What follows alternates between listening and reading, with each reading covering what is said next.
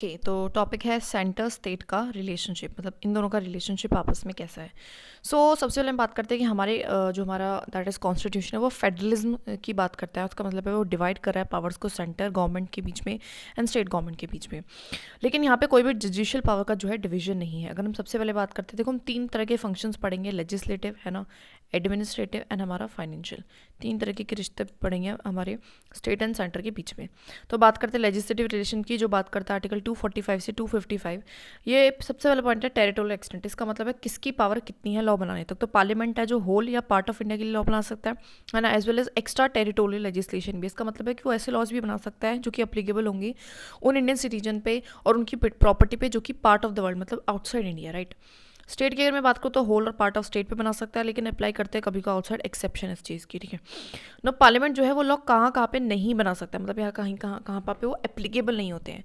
तो जहाँ पे एक तो प्रेसिडेंट बोलता है फॉर द यूटीज़ या फिर फॉर द AMTM, ठीक है, for the UTs and AMTM, तो जो भी प्रेसिडेंट बोलेगा उस पर लॉ नहीं एप्लीकेबल होता है। जो शेड्यूल्ड एरियाज होते हैं और गवर्नर बोलता है तो शेड्यूल एरियाज, लेकिन गवर्नर का भी बोलना ज़रूरी है वहाँ पे, ठीक है। शेड्यूल एरियाज़ के लिए गवर्नर, और गवर्नर ऑफ असम के लिए वो भी डायरेक्शन दे सकता है कि कहाँ पे वो अप्लाई नहीं होंगे tribal areas of the Assam में, ठीक है। तो तीन चीज़ें, क्या चीज़ें हमारी, तो एक तो जो हमारा प्रेसिडेंट है, वो बोले, वो दो चीज़ों के लिए बोलेगा। एक तो यूटीज़ के लिए कह सकता है, और एक AMTM area of the tribal areas of Assam, Mizoram, Tripura and Meghalaya ना, नहीं, मणिपुर, ठीक है, AMTM। और दूसरी चीज़ कहाँ पे है, और दूसरी चीज़ कहाँ पे अप्लाई नहीं होंगी। एक तो प्रेसिडेंट हो गया, एक हो गया हमारा दैट इज गवर्नर बोले फॉर द शेड्यूल एरियाज, ठीक है। एंड दूसरा है गवर्नर ऑफ असम बोले फॉर द असम के ट्राइबल एरियाज, राइट। तो तीन है जहाँ पे एप्लीकेबल नहीं है। अब बात करते हैं डिस्ट्रीब्यूशन ऑफ लेजिस्लेटिव सब्जेक्ट की। तो हमारी यूनियन लिस्ट है, स्टेट लिस्ट है एंड हमारा कॉन्करेंट लिस्ट है। यूनियन पे यूनियन बनाएगा, स्टेट पे स्टेट बनाएगा, कॉन्करेंट पे दोनों बना सकते हैं, लेकिन ज़्यादा इंपॉर्टेंस पार्लियामेंट की लॉ को दी जाती है। लेकिन इसकी भी एक एक्सेप्शन है, वो ये है अगर स्टेट का लॉ चीज़ पे बना हुआ है और उसको प्रेसिडेंट की परमिशन है, लाइक जैसे कोई बिल है होगा, उसको प्रेसिडेंट का एक्सेंट मिल चुका है ना, चाहे वो कॉन्करेंट लिस्ट में, तो फिर उस स्टेट में वही लॉ जो है अप्लाई होता है, ठीक है। आर्टिकल 248 की बात करो तो रेजिजुअरी पावर की बात करता है, जो कि कहता है कि सेंटर के पास होगी तो कोई पार्लियामेंट के पास होगी। अच्छा, 42nd अमेंडमेंट लाए थे, इसमें हमने 5 सब्जेक्ट को स्टेट लिस्ट से कॉन्करेंट लिस्ट में कर दिया गया था। उसमें से कौन कौन से आते हैं, एजुकेशन, ठीक है, जो बहुत ज़रूरी है, जो दोनों ही ध्यान देते हैं और आज के टाइम पे देते भी हैं। फॉरेस्ट हुआ, ठीक है, दोनों का ज़रूरी है ध्यान देना। हमारा वेट्स एंड मेजर्स है, जो एक छोटी सी चीज़ है लेकिन ये ज़रूरी है, ठीक है। Then there is a wild animal and birds के लिए एज एडमिनिस्ट्रेशन ऑफ जस्टिस। तो एजुकेशन हुआ, ठीक है, फॉरेस्ट हुआ एंड हमारा एनिमल एंड वर्ल्ड लाइफ हुआ, तो ये तो है ही फॉर द इम्पॉर्टेंट कॉन्करेंट है, ठीक है। इसके अलावा जस्टिस, बिकॉज जस्टिस क्यों, बिकॉज हमारी जजिशन इंटीग्रेटेड से याद रखेंगे कॉन्क्लेस्ट में होगा, एंड वेट्स एंड मेजर भी हमारा एक है, ठीक है। 5 है। उसके बाद हमारा 101 कॉन्स्टिट्यूशनल अमेंडमेंट आता है, जो कि GST होता है, GST से डील करता है, जो कि आज के टाइम पे कॉन्करेंट लिस्ट है, ठीक है। पार्लियामेंट लेजिस्लेशन स्टेट फील्ड, तो कब पार्लियामेंट जो है स्टेट फील्ड में जाके लॉ बना सकता है। तो पहला जब राज्यसभा एक रेजोल्यूशन पास करेगी, वो भी 2/3 मेजोरिटी के साथ, ठीक है, तो लॉ बना सकता है। और जो लॉ होंगी वो 6 महीने तक रहेंगी आफ्टर द रेजोल्यूशन एक्सपायर। मतलब जैसे कि आज रेजोल्यूशन लाएंगे तो 1 साल के बाद वो रेजोल्यूशन एक्सपायर होगा, तो उसके भी 6 महीने बाद जो है हमारा लॉ एक्सपायर होता है, ठीक है। 1 साल तक जो है फोर्स में रहता है, जैसे रेजोल्यूशन लाते हैं उसके बाद लॉ बनाएंगे ना, इस तरीके से, ठीक है। तो यह आर्टिकल हम बात करते हैं 249 की। तो जब राज्यसभा रेजोल्यूशन पास करे 2/3 मेजोरिटी, 1 साल तक वो रेजोल्यूशन रहेगा इफेक्ट में, एंड 6+ उसके भी बाद लॉ रहेगा। 250 बात करता है कि जब नेशनल इमरजेंसी लग जाए तो हमारा जो भी लॉ है वो बना सकते हैं, और वो एक्सपायर का बोलते हैं 6 महीने आफ्टर द इमरजेंसी। सेम ही है, 6 महीने आफ्टर द रेजोल्यूशन, 6 महीने आफ्टर द इमरजेंसी। 252 बात करता है कि जो स्टेट है, फिर बहुत सारी स्टेट जो है मिलकर वो रिक्वेस्ट कर सकते हैं by passing the resolution parliament को कि वो लॉ बनाए उनके लिए किसी भी स्टेट लिस्ट पे, और वो अप्लाई सिर्फ उन्हीं स्टेट्स में होते हैं, ठीक है। अदर स्टेट चाहे तो इसको अडॉप्ट कर सकते हैं, ऐसी कोई रिस्ट्रिक्शन नहीं है। एंड अब अगर उन मैटर्स पे अगर वो पार्लियामेंट का लॉ फॉलो करना शुरू कर देते तो उन मैटर पे वो आगे से भी सिर्फ और सिर्फ पार्लियामेंट ही जो है उस पर लॉ बना सकती है, ठीक है। तो इसका कोई एक्सपायरी होती ही नहीं है, जब चाहे पार्लियामेंट चाहे, तो दैट्स वाई, ठीक है। ठीक है, तो हमने 3 पढ़ लिए अब तक। कौन कौन से पढ़ लिए, तो एक तो राज्यसभा रेजोल्यूशन पास करिए 2/3 मेजोरिटी से, है ना, 6 महीने आफ्टर द रेजोल्यूशन तक चलेंगे। नेशनल इमरजेंसी 6 महीने आफ्टर द इमरजेंसी चलेंगे। स्टेट्स रिक्वेस्ट कर रेजोल्यूशन, इसमें जब तक चाहे पार्लियामेंट, ठीक है। 253 बात करता है इम्प्लीमेंट करने के लिए किसी भी ट्रीटी या इंटरनेशनल एग्रीमेंट को, तो उसके लिए, ठीक है। क्या है हमारा इम्प्लीमेंट करने के लिए किसी भी ट्रीटी या इंटरनेशनल एग्रीमेंट के लिए 356 बोल रहा है कि जब प्रेसिडेंट रूल लग जाए तो भी पार्लियामेंट का लॉ जो है वो चलता है, लॉ कंटिन्यू करता है जब तक कि स्टेट लेजिस्लेचर खुद उसको रिपील ना कर दे या फिर उसमें कुछ चेंज ना कर दे, तब तक वो चलता ही रहता है। तो इसकी भी कोई एक्सपायरी नहीं है। दिस इज ऑल्सो है लाइक इन्फिनाइट टाइप के लिए, ठीक है। ओके, सो हमने कौन कौन से आर्टिकल पढ़ लिए इसके तहत, हमने देखो थोड़ा सा रिवाइज कर लेते हैं। Let's recall here. तो एक मिनट, ठीक है। तो एक है हमारा प्रेसिडेंट रूल, सॉरी, तो हमने सबसे पहले आप पढ़ा आर्टिकल नंबर 249 जो कहता है कि जब राज्यसभा क्या करेगी, रेजोल्यूशन पास करेगी। राज्यसभा खुद से, अरे लिखा क्यों नहीं जा रहा, राज्यसभा जब से रेजोल्यूशन पास करेगी, ठीक है। आगे बात करते हैं आर्टिकल 250 की, जो बात करता है कि जैसे हमारे यहाँ पे क्या लगेगी, जब हमारी नेशनल इमरजेंसी लगेगी। दिन में बात करते हैं 252 की, जो बोलता है कि जब हमारे यहाँ पे खुद स्टेट या स्टेट्स रिक्वेस्ट करेंगे तो, ठीक है। और देखो इसमें भी एक्सपायरी, इसमें रेजोल्यूशन 1 साल तक रहेगा, 1 साल तक रेजोल्यूशन रहेगा और उसके 6 महीने बाद तक लॉ रहता है। यहाँ पे 6 महीने बाद तक, जब तक इमरजेंसी कंटिन्यू है, जहाँ पे जब तक पार्लियामेंट चाहे तब तक उन पार्लियामेंट ही उन चीज़ों को देखता है आगे से। दैन 253 जो कि कहता है कि देखो दैट इज़ क्या होता है 253 भी इंटरनेशनल ट्रीटीज़ के को इम्प्लीमेंट करने के लिए, है ना। And then there is a 260s में कुछ था, याद नहीं है, दैट इज़ प्रेसिडेंट रूल को जब भी हो तो भी लॉ हमारा पार्लियामेंट बनाता है और जब तक रहता है वो जब तक खुद से स्टेट लेजिस्लेचर को हटाना दे, ठीक है। तो 356 है, 356 ध्यान रखना, 356 है ना। सो अब बात करते हैं हम सेंटर्स कंट्रोल ओवर, अरे यार ये होना ज़रूरी तो नहीं था वैसे, ठीक है, अब क्या कह सकते हैं। Centres control over the state legislature, कि सेंटर कब कब कंट्रोल करता है हमारे स्टेट लेजिस्लेशन के ऊपर। तो जैसे कि गवर्नर जो है वो रिजर्व करता है बिल को, जो कि स्टेट लेजिस्लेचर के हैं फॉर द प्रेसिडेंट, है ना। कुछ बिल जो है इंट्रोड्यूस ही प्रेसिडेंट की परमिशन से होते हैं, है ना। सेंटर चाहे तो रिजर्व करने को बोल सकते हैं बिल को during the financial emergency state को। तो इस तरीके से तो गवर्नर, प्रेसिडेंट एंड सेंटर की डायरेक्शन। अगर बात करते हैं एडमिनिस्ट्रेटिव प्रिंसिपल की, जो कि आर्टिकल 256 से 263 डील करते हैं, ठीक है। तो 245 से 255 तो हमारे थे लेजिस्लेटिव, 256 से 263 हमारे एडमिनिस्ट्रेटिव। तो सबसे पहले बात करते हैं डिस्ट्रीब्यूशन ऑफ एग्जीक्यूटिव पावर। तो जो यूनियन गवर्नमेंट है वो यूनियन लिस्ट की चीज़ों को इंप्लीमेंट करती है, लेकिन कॉन्करेंट क्यों नहीं करती, उसको कौन करता है, स्टेट ही करता है। एक्सेप्शन ऑफकोर्स अगर लॉ स्पेसिफिकली बोलेगी सेंटर करेगी उस काम को तो कर सकते हैं, बट जनरली जैसे कि होता है ना कि कौन करेगी, तो जनरली हमारी स्टेट ही उसको करती है, ठीक है। स्टेट गवर्नमेंट की अगर मैं बात करूँ तो स्टेट लिस्ट को फॉलो करती है, जो भी सेंटर लॉ होते हैं उनको भी सेंटर के लॉ को भी इंप्लीमेंट करेगी, ऑफकोर्स उनका काम है, एज वेल एज वो कॉन्क्रीट लिस्ट को भी करती है। तो वो जनरली जो ज़्यादा काम है एग्जीक्यूशन का वो हमारे स्टेट गवर्नमेंट का होता है, ठीक है। Centre's direction to the state, तो सेंटर कब कब डायरेक्शन देगा हमारे स्टेट को, कब कब दे सकता है। तो आर्टिकल 256 बोलता है कि सेंटर जो है वो स्टेट जो है वो कंपाइलेंस होते हैं पार्लियामेंट्री लॉ को फॉलो करने, मतलब उनको ज़रूरी है कि they have to implement the laws made by the parliament by the union government, ठीक है। आर्टिकल 57 बोल रहा है कि यूनियन जो है वो डायरेक्शन दे सकती है स्टेट को नेशनल या फिर मिलिट्री की इंपॉर्टेंस वाली चीज़ों में या फिर रेलवेज में भी वो डायरेक्शन दे सकते हैं कि इस काम को इस तरीके से करना है, कराना है, ठीक है। तो दो है, तो फिर तो एक तो स्टेट को फॉलो करना ही पड़ेगा पार्लियामेंट के लॉ, उसके अलावा लॉ भी नहीं है तो भी डायरेक्शन दे सकती है वो national military and the railways के लिए, ठीक है। Now relations during the emergency कैसा हो जाता है, तो पता पढ़ा ही है, नेशनल इमरजेंसी में जो सेंटर है वो स्टेट को डायरेक्शन दे सकते हैं किसी भी मैटर पे, राइट।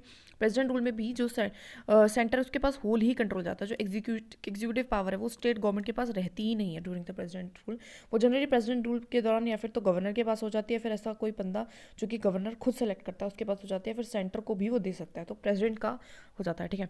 पब्लिक सर्विस कमीशन की बात करूँ तो देखो इसका जो अपॉइंटमेंट है, लाइक इसके जो मेंबर्स वगैरह उसके अपॉइंटमेंट कौन करता है, उसके अपॉइंटमेंट तो गवर्नर करता है, लेकिन उसको रिमूव प्रेसिडेंट ही कर सकता है। पार्लियामेंट अगर चाहे तो JPSC मतलब joint public service commission for 2 state भी लगा सकती है, और उसके अपॉइंटमेंट कौन करेगा, प्रेसिडेंट करता है। UPSC जो है वो हेल्प करती है, जो कि गवर्नमेंट जो कि यूनियन गवर्नमेंट की बॉडी, वो हेल्प करती है स्टेट को, रिक्वेस्ट अगर करता है गवर्नर या फिर और पार्लियामेंट का अप्रूवल मिल जाता है तो इवन असिस्ट भी करती है हमारी स्टेट पब्लिक सर्विस कमीशन को, ठीक है। ऑल इंडिया सर्विस की बात करो तो जो सेंटर है वो अल्टीमेट कंट्रोल करता है, जैसे कि रिक्रूट करना है ना, हटाना उसके हाथ में, लेकिन उसको उसकी सैलरीज उसको देखना, उसको सस्पेंड करना, उसको ड्यूटी कहाँ देना है, वो सब कुछ हमारी किसके हाथ में, वो स्टेट के हाथ में, इमीडिएट कंट्रोल स्टेट के हाथ में होता है। कोऑपरेटिव अगर मैं बात करूँ, कॉपरेशन कैसा है हमारे union government and state government का, तो उसके लिए पार्लियामेंट ने जैसे कि inter state river council board लगा सकती है पार्लियामेंट, चाहे प्रेसिडेंट चाहे तो इंटर स्टेट काउंसिल्स बिठा सकता है, ठीक है। तो वाटर पार्लियामेंट देखेगी और प्रेसिडेंट इंटर स्टेट काउंसिल बना सकता है, क्योंकि वाटर एक बड़ा डिस्प्यूट है, इसलिए ज़्यादा लोगों को यहाँ पे इन्वॉल्व करने की कोशिश करेगी है, इसलिए पार्लियामेंट को लेकर उसमें ज़्यादा लोग रहते हैं। प्रेसिडेंट सिर्फ एक ही पर्सन है तो वो इंटर स्टेट काउंसिल लगा सकते हैं, इस तरीके से हम इसको ध्यान रखेंगे। म्यूचुअल डेलीगेशन ऑफ फंक्शन मतलब एक दूसरे को अपना काम देना, ठीक है, एक दूसरे को काम सौंपना।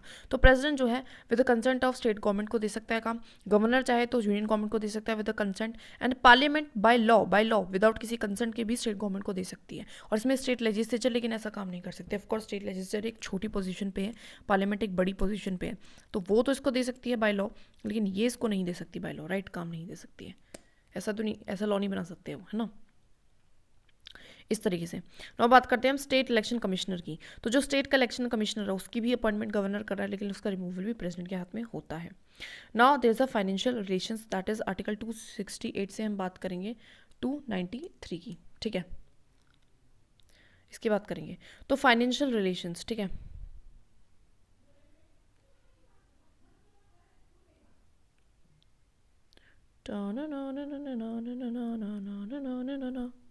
ओके, तो इस तरीके से हम क्या करेंगे, बात करेंगे फाइनेंशियल रिलेशंस की, आर्टिकल 268 टू 293, ठीक है, 268 टू 293,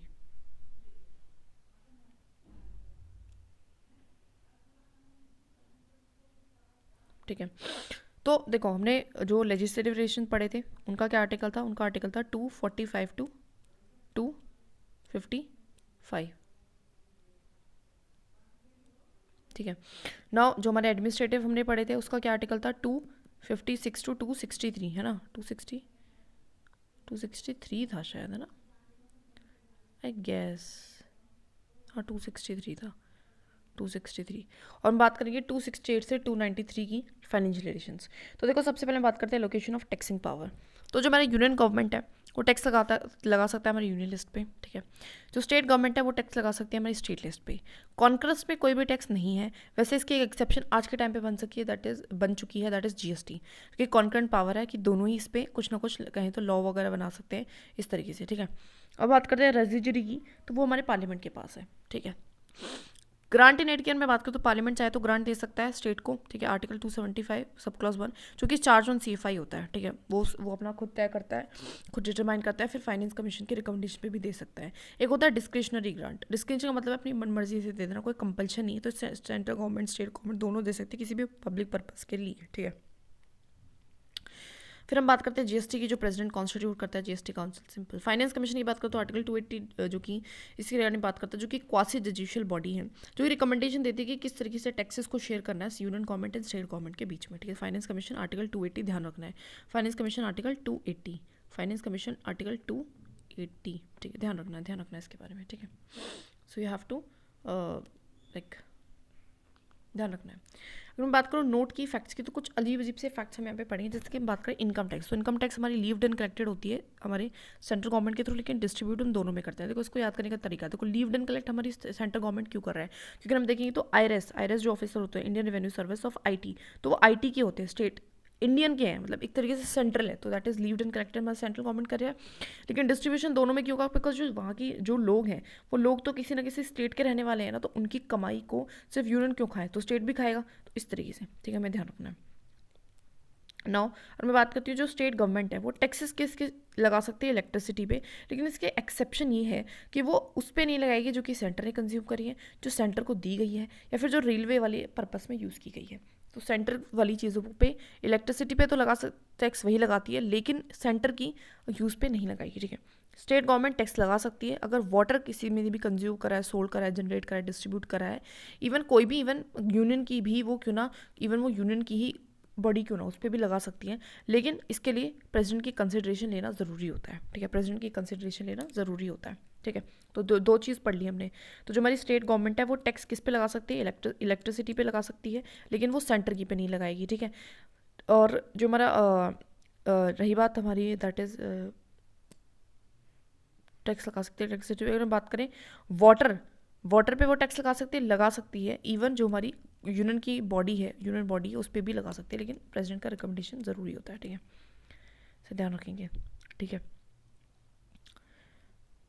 ठीक है, इसमें एक्सेप्शन है, इस पर एक्सेप्शन नहीं है। ठीक है, स्टेट गवर्नमेंट टैक्स लगा सकती है हमारी प्रोफेशन या ट्रेड पे भी, लेकिन उसकी एक लिमिट है 2500 पर एनम से ज़्यादा टैक्स नहीं लगाएगी, मैक्सिमम उतना ही लगा सकती है। ठीक है, स्टेट गवर्नमेंट टैक्स किस पे नहीं लगा सकती है? गुड्स एंड सर्विसेज पे नहीं लगा सकते, जो कि सप्लाई होते हैं आउटसाइड द स्टेट, बिकॉज जो सप्लाई होते हैं आउटसाइड द स्टेट वो हमारी IGST में आते हैं, inter state goods and services tax, जो कि हमारी कौन करता है? हमारी कलेक्ट एंड लीव्ड होती है हमारी by the that is union government करती है। ठीक है, एज वेल एज वो इम्पोर्ट एंड एक्सपोर्ट पे भी नहीं लगा सकती है। ठीक है, तो किस पे लगा सकती है, किस पे नहीं लगा सकती है? 2-4 पॉइंट थे यहाँ पे, पॉइंट टू बी नोट। ठीक है, तो किस किस पे लगा सकती है? अगर हम बात करें, इलेक्ट्रिसिटी पे भी लगा सकती है, लेकिन यूनियन वाले पे नहीं लगाएगी। वाटर पे लगा सकती है और यूनियन पे भी लगा सकती है, लेकिन प्रेसिडेंट की रिकमेंडेशन लगेगी। उसके अलावा वो हमारे क्या कह सकते हैं, बाकी प्रोफेशन पे भी लगा सकते हैं, लेकिन उसकी एक लिमिट है 2500 पर एनम। ठीक है, उसके अलावा वो हमारे गुड्स एंड सर्विसेज पे लगा सकती है, लेकिन वो इंटर स्टेट वाले पे नहीं लगा सकती और ना ही एक्सपोर्ट एंड इम्पोर्ट पे भी नहीं लगा सकती है। ठीक है, तो ये हमारे कुछ लगा सकती है, कुछ नहीं लगा सकती है, दैट्स इट। अब बात करते हैं डिस्ट्रीब्यूशन द टैक्स रेवेन्यूज का। तो देखो इसमें क्या होता है कि अलग अलग कैटेगरी पढ़ेंगे, जैसे कि levy in, collected and appropriate. Appropriate का मतलब है बटा किसमें, तो लगाना, लेवी का मतलब है लगाना, कलेक्ट का मतलब है इकट्ठा करना, एंड अप्रोप्रिएट का मतलब है बांटना। ठीक है, तो हमारी ऐसे कौन से टैक्स है जो स्टैम्प ड्यूटीज़ है, जो स्टैम्प ड्यूटीज़ हैं वो हमारा लेवे तो सेंट्रल गवर्नमेंट करता है, लेकिन कलेक्ट एंड अप्रोप्रिएट हमारी किस में होती है? स्टेट में होती है। ठीक है, स्टैम्प ड्यूटीज़ को लेवे सेंटर क्यों कर रहा है? जनरली ये होती है फॉर यूनिफॉर्मिटी को मेंटेन करने के लिए, लेकिन बिकॉज स्टैम्प ड्यूटीज़ बहुत छोटी सी चीज़ है तो उसको वो स्टेट को ही उस काम को पकड़ा दिया गया, कलेक्ट भी तुम करो, अप्रोप्रिएट भी तुम करो, ऐसे याद रखेंगे। ठीक है, यूनियन लिस्ट वाले जो इतने भी टैक्सेस होते हैं वो हमारी सेंट्रल गवर्नमेंट ही लगाएगी, एंड ऑफकोर्स कलेक्ट भी सेंटर ही करेगी, लेकिन उसको अप्रोप्रिएट दोनों में करते हैं, क्योंकि यूनियन का पैसा, क्योंकि यूनियन को स्टेट को देना ही देना है, इसलिए वो ऐसा नहीं रख सकती कि खुद ही रखेगा, किसी भी पैसे को खुद नहीं रखती है। ठीक है, उसके बाद हमारा जो भी हमारा दैट इज टैक्सेस है इंटर स्टेट ट्रेड पे, जैसे मैंने बताया था, तो ये हमारे लगाती भी वो है। देखो लगा क्यों रही है, लगा और कलेक्ट वो क्यों कर रही है? क्योंकि वो स्टेट करने लगेंगे तो दो स्टेट आएंगे, दो स्टेट आपस में उनका कॉन्फ्लिक्ट हो जाएगा कि देखो हम टैक्स लगाएंगे, वो कहेंगे हम टैक्स लगाएंगे, वो कहेंगे हम कलेक्ट करेंगे, वो कहेंगे हम कलेक्ट करेंगे, क्योंकि सब चाहेंगे कि उनके पास ज़्यादा है इस वजह से। तो इस वजह से जो यहाँ पे जो है सेंटर ही कलेक्ट कर रही है, सेंटर ही लीव कर रही है, लेकिन अप्रोप्रिएट वो हमारे किस में हो रहा है? स्टेट में, क्योंकि वो किसका है? स्टेट का पैसा है, दो स्टेट्स को दिया जाता है। ठीक है, अगर बात करें सरचार्ज टैक्सेस की, तो ये ऐसे टैक्स हैं इकलौते जिनको सिर्फ और सिर्फ सेंट्रल गवर्नमेंट ही ले रही है, तो सेंट्रल गवर्नमेंट लगा रही है, सेंट्रल गवर्नमेंट ही लीव कर रही है, सेंट्रल गवर्नमेंट अपने पास रख रही है। अगर मैं बात करूँ अलॉट की, अलॉट करना, ठीक है, अलॉट ऑफ टैक्सेस है जो कि सेंट्रल गवर्नमेंट लगाती है, सेंट्रल गवर्नमेंट ही स्टेट गवर्नमेंट ही लगाती है, स्टेट गवर्नमेंट ही कलेक्ट करती है और स्टेट गवर्नमेंट ही उसको रख लेती है। तो ऐसे बहुत सारे टैक्सेस हैं जिनको हम नहीं पढ़ेंगे, तो जो मेन इंपॉर्टेंट थे वही हमारे ये 4 थे। ठीक है, दीज 4 आर वेरी इंपॉर्टेंट। ठीक है, अब बात करते हैं हमारे प्रोटेक्शन ऑफ स्टेट्स के इंटरेस्ट की। तो देखो किस तरीके से जो स्टेट का जो इंटरेस्ट है उसको प्रोटेक्ट किया जाता है। ठीक है, जैसे कि हमारा बिल्स है, बिल्स इंट्रोडक्शन होते हैं पार्लियामेंट में रिकमेंडेशन ऑफ प्रेसिडेंट। कुछ ऐसे बिल्स होते हैं जो कि जैसे कि डील कर रहे होते हैं स्टेट की पावर से, तो वो उनके लिए रिकमेंडेशन चाहिए होता है पार्लियामेंट का। ठीक है, अगर आपको इम्पोज करनी है टैक्स एंड ड्यूटी स्टेट के इंटरेस्ट पे, तो भी ऐसे बिल्स को ज़रूरी होती है कि वो जो है रिकमेंडेशन लेगी प्रेसिडेंट की। ठीक है, ऐसे कोई प्रिंसिपल्स है जो मनी डिस्ट्रीब्यूशन की बात करें between the centre and state, agriculture income and impose करना surcharge for the purpose of centre. तो क्या है हमारे, या फिर तो स्टेट इंटरेस्ट की चीज़ें हों, या फिर सरचार्ज हो, या फिर एग्रीकल्चरल इनकम हो, या फिर हमारा क्या हो, दैट इज़ डिस्ट्रीब्यूशन की बात कर रही हो, पैसों की डिस्ट्रीब्यूशन। तो इन सारे 4 केसेस में प्रेसिडेंट की रिकमेंडेशन लगती है ऐसे बिल्स को इंट्रोड्यूस करने में। Boring bye centre and state की मैं बात करूँ तो यूनियन गवर्नमेंट जो है सेंट्रल गवर्नमेंट, वही सेंट्रल गवर्नमेंट यूनियन, वो इंडिया एंड आउटसाइड दोनों से ले सकते हैं, विद इन द इंडिया भी पैसे ले सकते हैं, आउटसाइड से भी ले सकते हैं, और उसकी जो लिमिट है वो भी पार्लियामेंट तय करती है। ठीक है, जो स्टेट गवर्नमेंट है वो विद इन इंडिया ले सकती है, या फिर अब्रॉड से भी हमारी जो है नहीं ले सकती है। जो स्टेट गवर्नमेंट वो विद इन इंडिया ले सकती है, और उसकी लिमिट स्टेट लेजिस्लेचर जो है डिफाइन करते हैं। सेंट्रल गवर्नमेंट चाहे तो लोन दे सकती है हमारे स्टेट गवर्नमेंट को, और वो CFI पे चार्ज होता है, एंड जो हमारी स्टेट गवर्नमेंट है वो consent of the central government से ही जो है रेज करती है किसी भी लोन को। मतलब इस तरीके से कि अगर जैसे कि स्पेसिफिकली क्या पता ऐसा क्यों है कि हो सकता है कि जो जब हमारे जो भी जो लोन्स होते हैं ऑलरेडी पेंडिंग है, लोन्स जब पेंडिंग होती है तो लेती है। ठीक है, पेंडिंग लोन्स पे। आगे हम बढ़ते हैं इंटर गवर्नमेंटल टैक्स इम्यूनिटीज़। इसका मतलब होता है कि आपस में किस तरीके से हम टैक्स की छूट दे रहे हैं। ठीक है, तो जो भी प्रॉपर्टी होती है जैसे कि सेंटर की जो भी प्रॉपर्टीज़ है उस पर जो हमारा स्टेट गवर्नमेंट है वो टैक्स नहीं लगा सकता है। ठीक है, ठीक है, जो CPSUs होते हैं स्टेट गवर्नमेंट के वो टैक्स लगा सकते हैं, जो CPS मतलब सेंटर के जो पब्लिक सर्विस कॉर्पोरेशन है, कॉर्पोरेशन बिकॉज एक सेपरेट इलेक्टेड एंटिटी है, इसलिए उस पर स्टेट गवर्नमेंट टैक्स लगा सकती है, लेकिन बाकी जो प्रॉपर्टी सेंटर की उस पर नहीं लगा सकती।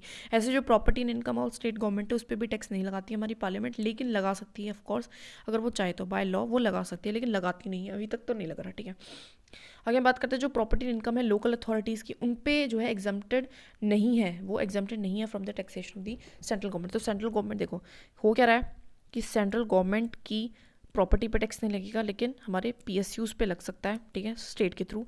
एंड स्टेट गवर्नमेंट की किसी भी प्रॉपर्टी या फिर इनकम पे ऑफकोर्स यहाँ पे भी जो पीएसयूज़ हैं उन पे लग सकता है, बाकी इन पे नहीं लग सकता है, ठीक है। ये आपस में ऐसे खेल रहे हैं, लेकिन सेंट्रल गवर्नमेंट चाहे जो हमारी लोकल बॉडीज़ हैं उस पर टैक्स लगा सकती हैं, ठीक है। इमरजेंसीज़ की अगर मैं बात करूँ तो नेशनल इमरजेंसी के दौरान जो प्रेसिडेंट है वो मॉडिफाई कर सकता है, चेंज कर सकता है जो भी डिस्ट्रीब्यूशन है रेवेन्यू का central government and state government के बीच में पैसों का। और ये कब तक रहता है? जब तक कि फाइनेंशियल ईयर रहता है, ये जो चेंजेस रहते हैं। अगर बात करूँ फाइनेंशियल इमरजेंसी, तो उसके टाइम पे सेंटर डायरेक्शन दे सकता है हमारे स्टेट गवर्नमेंट को कि भैया देखो एक काम करो, सैलरीज को कम कर दो, है ना, रिजर्व करो मनी बिल्स वगैरह को, एंड ऑब्जर्वेशंस को बढ़ाओ कि किस तरीके से पैसे की बचत की जा सकती है, ठीक है। तो ऐसे कर सकते हैं वो कमेटी जो कि बने हैं सेंटर स्टेट रिलेशंस के लिए, वो हमारी बाय स्टेट ने बनाई है, राजा मनार तमिलनाडु में, आनंद साहिब पंजाब में, वेस्ट बंगाल में बनाया है।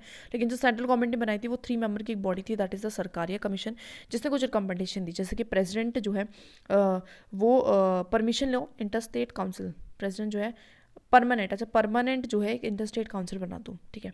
ऑल इंडिया सर्विसेज को ज़्यादा मजबूत करो। रेजिजुअरी जो पावर है टैक्सेस की वो सेंट्रल गवर्नमेंट के पास हो, लेकिन जो अदर है उसको कॉन्करेंट में रख दो। सिर्फ टैक्सेस की मतलब रखो, जैसे रेजिजुअरी पावर मतलब बहुत सारी ऐसी पावर जिन पे डिस्कशन नहीं है, तो उसमें से टैक्सेस की तो दे दो सेंटर को, बाकी जो भी अदर है उसको दे दो स्टेट को। जो हमारा गवर्नर है वो अदर स्टेट का होना चाहिए, एज वेल उसका कोई पॉलिटिकल लिंक नहीं होना चाहिए। तो दैट्स इट।